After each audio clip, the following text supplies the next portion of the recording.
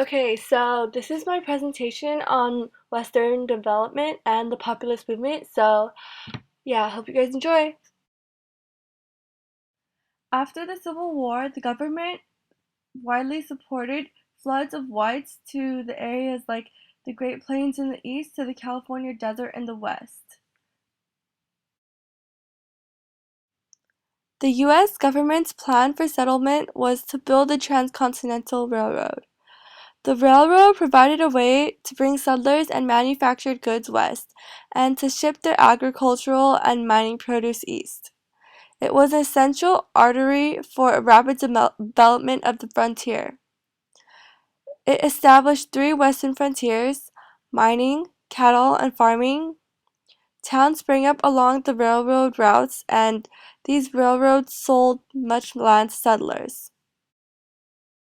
The frontier lured many young, restless, and adventurous spirits who wished to live the American dream, which was complete freedom and a natural way of life.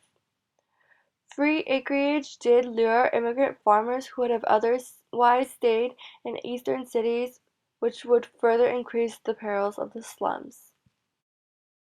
In farming, the third western frontier, the Homestead Act of 1862 allowed settlers to acquire many acres of land after living on it, improving it, and paying a low fee. This was done to encourage the settlement of the West and to develop the family farm.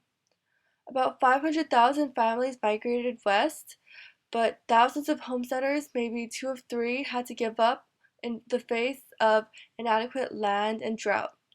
10 times more of public land belonged to promoters, not farmers. Corporations used dummy homesteaders to grab the best properties with the best soil. For mining, another one of the three frontiers, copper, lead, tin, quartz, and zinc were more profitable than gold or silver. In Pikes Peak, Colorado, gold was discovered and thousands rushed west, but only a few profited. In Comstock Lode, gold and silver were discovered, which led to a big population increase, which resulted in statehood in 1864. Copper mining increased demand for copper because of the increased use of telegraph wires, electric wires, and telephone wires. Ghost towns emerged when mines emptied and towns were abandoned. Corporations came to dominate mining. The significance of mining was that it attracted population and wealth and helped finance the Civil War, facilitated buildings of the railroads, intensified conflicts between whites and Indians, enabled government to pay and resume specie payments, and introduced silver issue into American politics. Cattle raising, another one of the three frontiers, was facilitated by the transportation of meat to cities by the Transcontinental Railroad. In the long drive, Mexican ranchers had developed ranching techniques later used by cowboys, who drove herds through the plains until they reached a railroad terminal. The long drive faced challenges such as the barbed wire fences built by homesteaders that were too numerous to be cut down by the cowboys. They faced the terrible winter, followed by the scorching summer that killed thousands of steer. And overgrazing and overexpansion took their toll on cattle farmers. Great Plains tribes began attacking wagon trains carrying settlers during the 1850s. They had been angered by settlers who drove away the buffalo herds they depended on for food, clothing, and shelter. When war would break out, the Indians would either be defeated or transported, or a treaty would be made in which they lost part of their lands. The Civil War consisted of spectacular clashes between the Indians and white men. They were spurred by gold-greedy miners rushing into the land and breaking their treaty with the Indians. The Indians were led by Sitting Bull and were pushed by Custer's forces. Many of the Indians were finally forced into Canada, where they were forced by starvation to surrender. A Century of Dishonor, written by Helen Hunt Jackson, chronicled the record of the U.S. government's ruthlessness and deceit towards Indians. It had the same emotional impact as that of Uncle Tom's Cabin and inspired the movement to assimilate Indians for their own good. The Dawes Severalty Act broke up Indian reservations and sold lands for profits for tools for the Native Americans to be able to properly farm. It was supposed to civilize Native Americans, but none of the Native Americans received any money from the lands, and their entire culture was eradicated. Frederick Jackson Turner wrote the Turner Thesis, which argued that the closing of the frontier had ended an era in American history. He used the census report to explain that the settlement of the frontier had created the American character and spurred development. But he illustrates the psychological power of the frontier in that, with its passing, Americans began to realize that revitalizing opportunities were also vanishing. The National Grange was the organization formed as a support system for struggling Western farmers. It was an educational and social organization under the leadership of Oliver Kelly and began to lobby state and federal governments for legislation to protect farmers from the effects of big businesses. The Farmers Alliance replaced the Grange as a support group for the nation's farmers during the 1880s. It was politically active in the Midwest and South, and was central to the founding of the Populist Party. The Populist Party was a political party formed in 1891 mostly by farmers and members of labor unions who demanded government help with failing farm prices, regulation of railroad rates, and the free coinage of silver for more money to be put into circulation. The Panic of 1893 was the worst economic downturn for the United States during the 19th century. It was caused by overbuilding and overspeculation, labor disorders, and the ongoing agricultural depression. The Treasury was required to issue legal tender notes for the silver bullion that it had purchased. Owners of the paper currency would then represent it for gold, and by law the notes had to be reissued. This process depleted the gold reserve in the Treasury to less than $100 million. In the election of 1896, Republican William McKinley defeated Democrat William Jennings Bryan. Bryan was the nominee of the Democrats, the Populist Party, and the Silver Republicans. Economic issues, including bimetallism, the gold standard, free silver, and the tariffs, were crucial.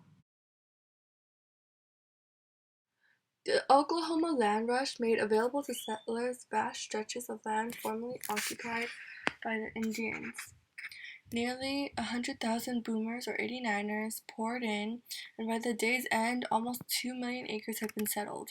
Sooners were land grabbers who grabbed land illegally before the land rush began. In 1907, it became a Sooner state, and in 1890, the superintendent said that for the first time in the U.S. history, a frontier line was no longer discernible. The Mississippi region experienced an agricultural revolution after the Civil War because the farm attained the status of a factory. Since farmers concentrated on a single cash crop, and America became the world's breadbasket and meat producer.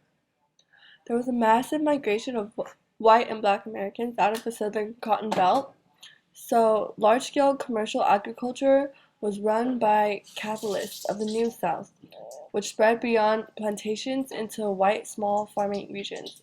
For farmers, this represented one of the most wrenching changes in American history, the cropland system, the basis of the commercialization of southern agriculture. A planter or merchant extended a full line of credit to a struggling farmer, but it was impossible for the farmer to get out of debt. This resulted in many poor farmers becoming landless tenants or sharecroppers. Some farmers blamed banks and railroads, leading up to the populist movement. There are also economic problems plaguing farmers, such as deflated currency and low food prices. The Tea Party movement is an American political movement that is primarily known for advocating a reduction in the U.S. national debt and federal budget deficit by reducing U.S. government spending and taxes. This movement has been called partly conservative, partly libertarian, and partly populist. It has sponsored protests and supported political candidates since 2009. Unlike previous American populist movements that sought to achieve their goals by putting forth a slate of candidates to challenge the power of traditional parties, the Tea Party is not really a political party at all. Rather, it is a fairly loose mass of independent groups that are drawn together by a shared frustration with the perceived loss of individual freedom and the intrusions of what they see as an expansive, dominant government.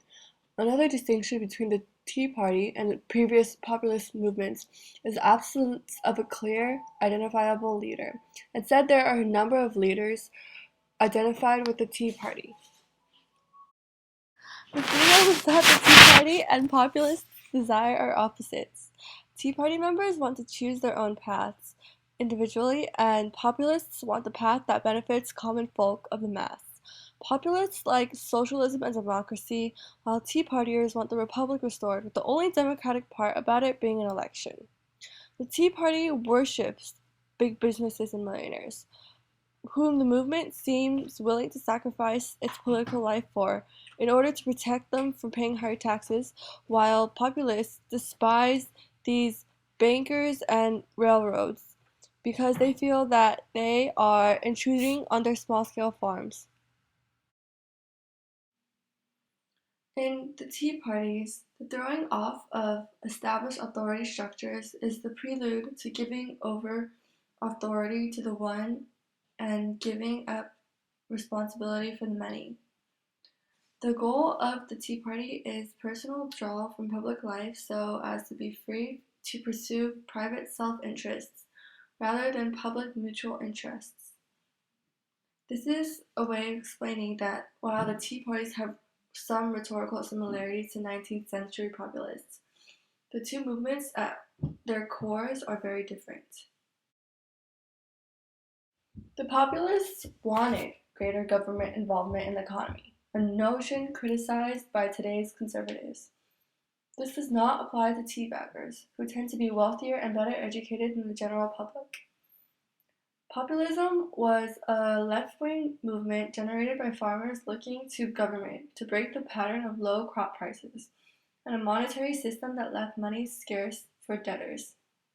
The Tea Party is a right-wing movement generated by those upset at the two major parties and the general government spending and taxing carelessly.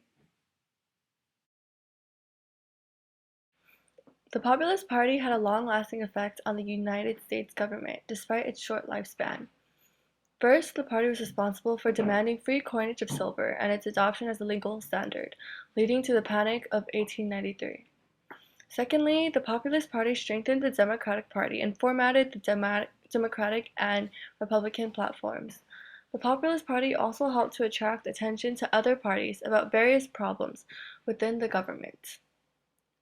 The Tea Party movement energized people to get more involved in the political process, made political parties more responsive to the views of ordinary citizens, and, however, created deeper political divisions in the US than had previously existed. Okay, so here are the questions I've given to you guys that I think are relevant, and I'll have 5 seconds for each of them, and you guys can pause them to read them.